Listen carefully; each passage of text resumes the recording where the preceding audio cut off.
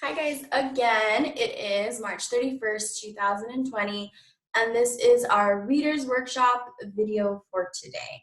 I think Miss Delgado was telling me that some of our friends, maybe in her class or maybe Mrs. Alonso's class, were a little confused and they're like, do I need this book? You don't. This is the book that I'm using as an example so that you can use that same strategy that I'm teaching you in the video with your own book club book that you got before we went on this long break, or any chapter book that you have at home, or if you have access to Epic or you have internet access to access one of those chapter books on Epic, you can use those books, okay? Definitely, if you don't have this book, don't worry about it. If you happen to have this book and you're part of this book club, this is even better for you. You got lucky that I chose this. I ended up bringing this book home with me. And so you're lucky because of that. However, again, it doesn't matter. It can be with any chapter book. Plus, you get the added bonus of me reading this to you in every video, and I'm following every chapter, and it's getting pretty juicy, guys. So I'm going to start by sharing our learning intentions for today for this reading video. So 1 second as I pull that up and get into our present mode. So learning intentions today, we're going to explore, say it with me. I say, you say, rising action in our chapter books in order to understand how the story might unfold and make informed predictions. Hold on, rewind. That is a big, juicy learning intention for today. I threw in some juicy words in there. I'm gonna read it again and then let's break it down. Today we're going to explore rising action in our chapter books in order to understand how the story might unfold, meaning what's going to happen next in the story. When you say a story might unfold or how things unfold, it just means like what happens next, and make informed predictions. Meaning, like, if we understand what's happening in the story, then we can make a really good prediction as to what might happen next in a story. And I've gotten really good with that over the years. Whenever I'm watching a TV show or a movie, I'm like, ooh, I think this is gonna happen, and I'm typically I'm right. I've been able to predict correctly. My success criteria for today, or for you, I can write yes, that's right, a paragraph, yes, another paragraph.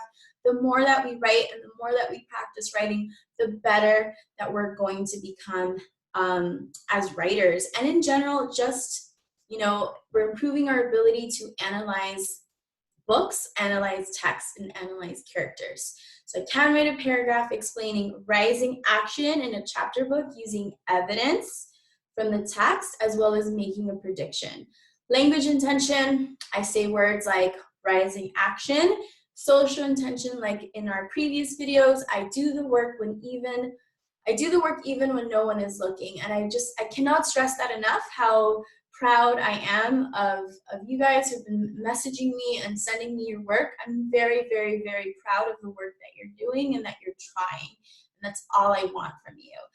Considering the circumstances we're in, considering we don't get to see your faces every day and teach every day, I'm really proud of the fact that you guys are pushing yourself. I got messages from Leslie, from Emily, from students from Ms. Delgado's class, from Mrs. Alonso's class, my class, and I'm super, super proud of the work that you guys are doing.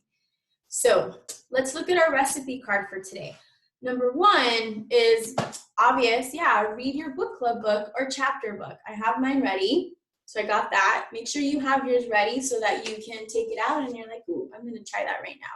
Number 2, as you read the beginning of your book, start to notice the rising action. You're probably like, what does that mean, Ms. Maldonado? So I actually highlighted in yellow, and I want you to take out your reader's notebook as well so that you can write this definition down. So take it out, maybe pause me so that you can go do that and come back. So rising action is the part of the story that develops the problem or conflict through a series of events that builds interest or suspense and leads to the climax of the story. And we talked about the word climax before. We've had a lesson before on climax. Climax is like the most interesting, most intense part of the story. So for instance, the climax in A Bad Road for Cats is when Magda is at that boy's house, and she's knocking, and he opens the door. He has the cat, and she's like, please give, I'll pay you for this cat. And he kind of refuses, right? And she gets desperate, and she's like giving him money, and she's like, is this enough? Is this enough, right? That's the climax of the story. And everything that led up to that is your rising action. And so I want you to write that definition down. It's everything that happens that builds up to the climax of the story. Part number 3, or number 3 from a recipe card, notice it, write it. Write a paragraph explaining the rising action of your book, followed by a prediction, an informed prediction of what you think might happen. And so we're going to try it out. So make sure, if you haven't had a chance to finish writing that definition down, write it down. If you feel like writing the whole recipe card down helps you, go for it as well. That would be a great idea too, if it's going to help you. So I'm actually going to go back to, let's see. Got it. So we're going to read chapter 5 today. So last time we read chapter 4, and at the beginning of the chapter, Leo is like on the floor. He's been badly beaten up by Fletch and by Wilkie, and he knows Morris said something to the neighborhood kids, and then the word got out to these 2 bullies, to these 2 boys, that Leo has this gold nugget, which he doesn't want to use as money. It's more of a memory that he has of his father. I'm going to give you a juicy word for what it is. It's also another way to say what he has. That gold nugget is like an heirloom. So I'm going to write that word down because it's a pretty juicy word. Let me get my colors out. Let me make this a little bit darker, thicker. So this gold nugget for him is like an heirloom. And an heirloom is something that is passed down to you by a family member.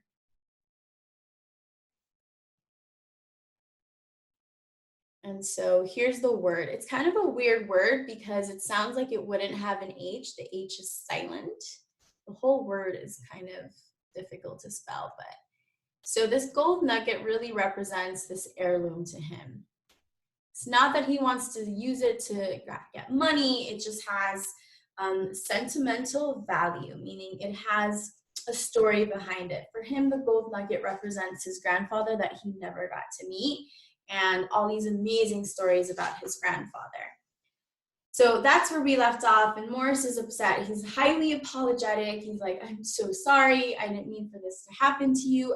Let's try to trick them to get it back. And Leo's like, how are we going to do that with those 2 boys? There's no way we can get it back. And so that's what happened in chapter 4. Let's look at it and see what happens in chapter 5.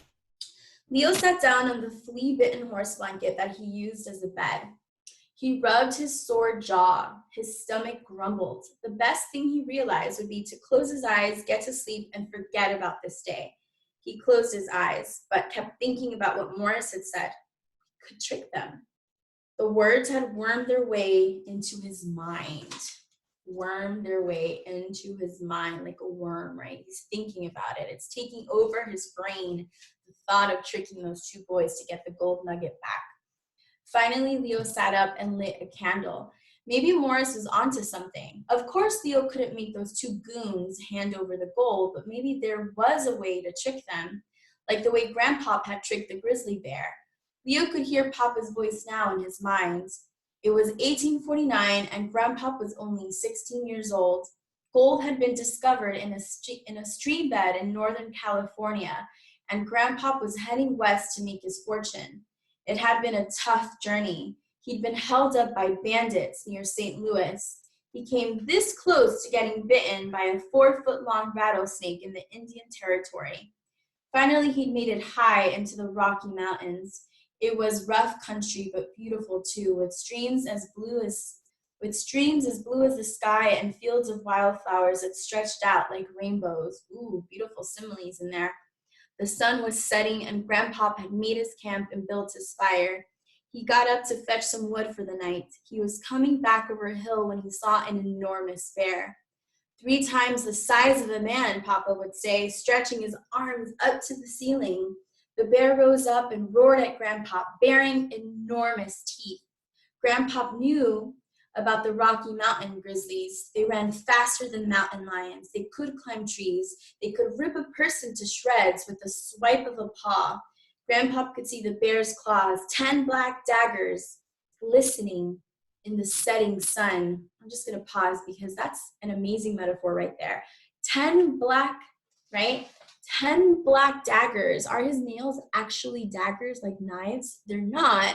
But the author is using a metaphor there to show how sharp those bear claws are. The bear stood there ready to attack. All Grandpa wanted to do was run, but no one could outrun a grizzly. They're too fast. All travelers are told this, and yet most men can't help themselves. They urge to run. The urge to run is just too strong to resist, but Grandpa wasn't like other men. Every muscle in his body was ready to run, but he planted his feet into the ground. Think, he told himself, think. He couldn't escape from the grizzly bear. He couldn't kill the grizzly. His gun was in his tent. His only hope was to scare that grizzly away. But how? And then Grandpa remembered the rattle, that monster rattlesnake he'd killed in Pawnee Indian land. The snake was as thick as Grandpa's leg. Its rattle was 5 inches long. The snake could have killed him. He'd almost stepped on it when he was walking through the tall, plain grass, hunting for rabbits. By the time Grandpa heard the rattling noise, the snake was coiled and ready to strike. And here's a picture of Leo's grandfather and the bear, or the way he's remembering the story. So the rattlesnakes. Without a thought, Grandpa had grabbed his knife from his belt and threw it. By some stroke of luck, the blade landed in the center of the snake's head. The snake didn't die right away. It thrashed wildly, its body coiling around Grandpa's legs. Grandpa had to hit it with the handle of his rifle. And then, when the snake was dead, Grandpa cut off the rattle for good luck. Far from these tall grasses in the prairie, the grizzly bear snarled at Grandpa, inching closer. Grandpa put his hand in his pocket and started shaking the snake's rattle. The sound rose up around them. Grandpa hoped that grizzlies were afraid of rattlesnakes. He hoped he could trick it into thinking that he was some kind of huge rattlesnake man, a fearsome monster. The bear looked around and Grandpa could see the fear in its eyes. It let off one last roar and then scampered off. Now, sitting on his flea-bitten blanket, Leo realized that Morris was right. There might be a way to scare Fletch and Wilkie to trick them into giving back the gold, just like Grandpa had tricked that bear into running away. And sure enough, sometime in the middle of the night, Leo had come up with a plan. Ooh, so I'm just like super interested in knowing. I haven't read this book, so I don't know what's gonna happen next. So I'm just as like, what's gonna happen next? Like I'm on the edge of my seat wondering what's gonna happen. So I'm gonna clear this and I'm gonna go into my typing mode. And so if we go back right to our recipe card, we're gonna write a paragraph to explain what the rising action is. So I'm gonna start by thinking of how can I start? Well, I'm gonna mention the title of the book. So I'm gonna say in the book, and remember, if I'm writing, you can write as well, so you get the practice. In the book titled, I Survived the San Francisco Earthquake, 1906.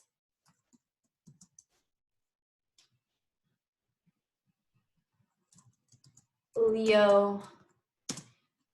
In the book titled I Survived the San Francisco Earthquake 1906,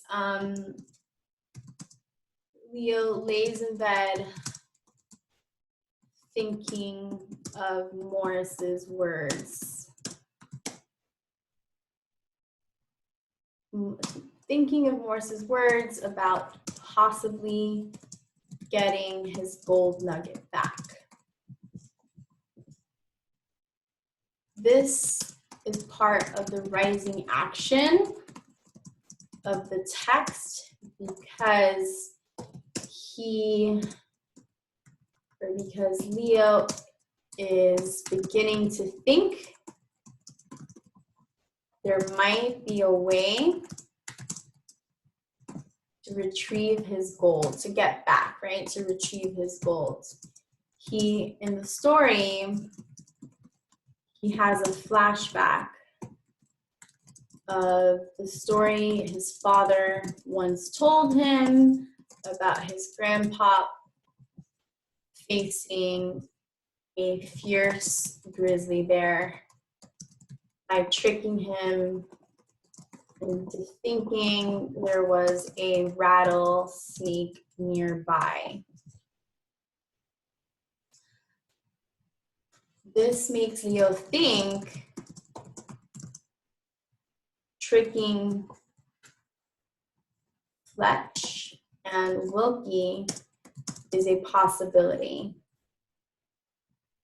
because at the end of the chapter, it says, let me go back, and sure enough, sometime in the middle of the night,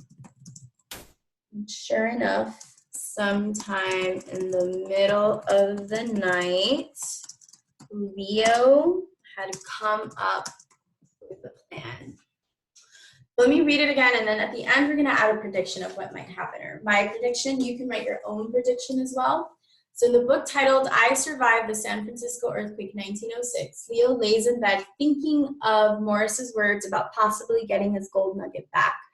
This is part of the rising action in the text because Leo's beginning to think there might be a way to retrieve his gold. In the story, he has a flashback of the story his father once told him. Let me change it.